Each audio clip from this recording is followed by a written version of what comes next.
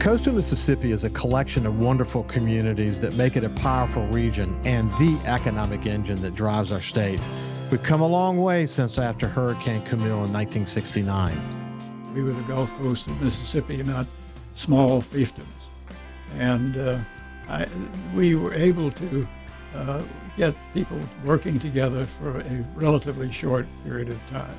Danny Geis was my hero. Mm-hmm. He was mayor at that time of Biloxi, and he was the guy who really stepped up to the plate, unlike the people who were in charge of the other communities. Mm-hmm. We had been a community of gamblers and illegal, of course, of strippers. Mm-hmm. We had strip clubs all up and down, and this was one thing that kept my eyes wide open during that time. I just had never seen anything like that leading up to. Yeah. But it erased an awful lot of that, which was good. And we've learned well, our competitive advantage is our people. People are genuinely just allowed to be who they are. No matter where they come from, no matter what they look like, no matter how they dress, no matter how they act, no matter who they love, they are loved.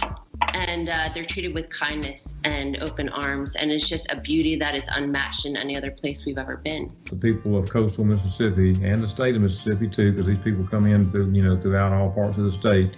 We are the real, as I call them, the secret weapons of the success of cruising the coast, because we're nice to people. Our hospitality is such that, they just remember that. Our red carpet is rolled out. And these people that you see in those photographs are having a big time, and they go back home and tell their friends. In every community across coastal Mississippi, there's serious commitment to community building. It's not just Anderson stuck in time. It's the contemporary artists and the contemporary landscapes, the contemporary issues that we're all seeing right now, that he is giving us a rubric and a design for making sense of and for participating in. So that's really the magic of what we do today, is doing things out in the world in the contemporary moment. Our goal is always to enhance whatever the group is doing. If we participate in something that's a charity or a special event or a fundraiser, it's never for us to cannibalize or take advantage of it. Our goal is always to enhance that and make it better for them. I just cannot stress enough relationships. And so when you ask me what I wake up thinking about, it's what relationships don't we have? How can we be nurturing the ones we do have? And how can it benefit our community as a whole? We're fortunate to have a growing number of local elected officials with a public service mindset.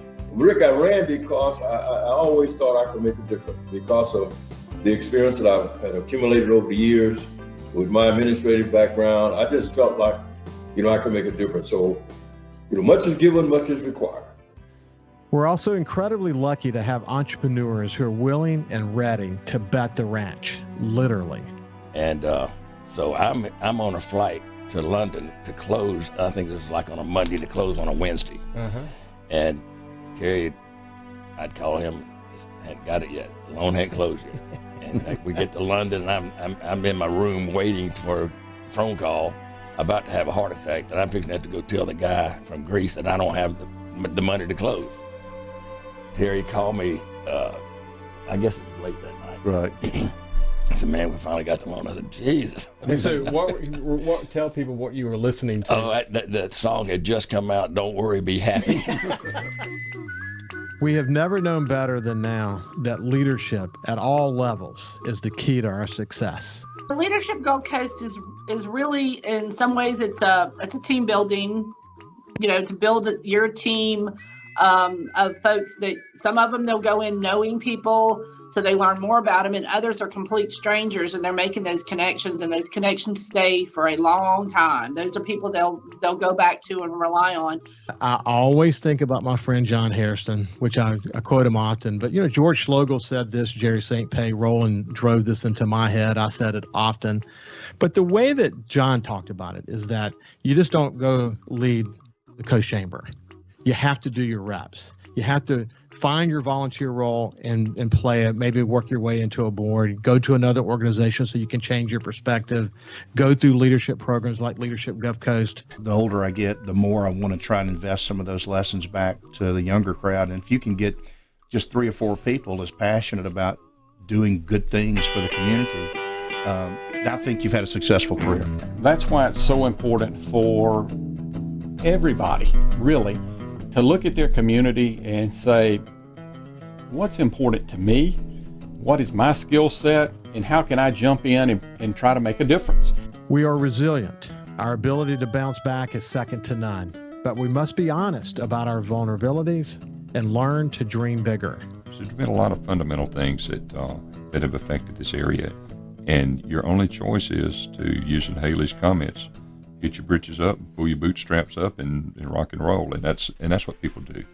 But at some point, we have to stop sort of playing the hand that's been dealt and start trying to earn a better hand. I've never felt better about the relationship that we have among the GMs here on the coast. We do all share aspirations for more, and we also agree that we can't do it all ourselves. You know, I mean, we do a lot. We're proud of all that we do and the contributions to this region in terms of employment and tax revenue, visitation from outside the state. But I think we all agree that there could be so much more. But there's a sense of urgency. Coast of Mississippi's competitors mean business. Time is precious. We can't get complacent. It really focused me a little more, and I've tried to learn to live more in the present, but I also learned at the same time that because life passes so fast that we have to be very intentional about what we want to do. Complacency is probably our biggest enemy. It's going to be the biggest obstacle to taking us way beyond where we are today in terms of economic progress, as well as quality of life progress. This belief that things are just going to happen. Employers like Ingalls Shipbuilding are always going to be here. They've been here for 80 years. They're always going to be here. Chevron's going to always be here. All the great blue chip industries that are sitting in Hancock County are always going to be here. I mean, that kind of attitude, whether it's driven by fear of change or whether it's being by things are okay, let's not mess with them, it represents our largest, my largest concern. Our future is bright. Coast of Mississippi has unlimited potential. Everyone in this room has a role to play, no matter where you are in your lives. So find where you can do more reps.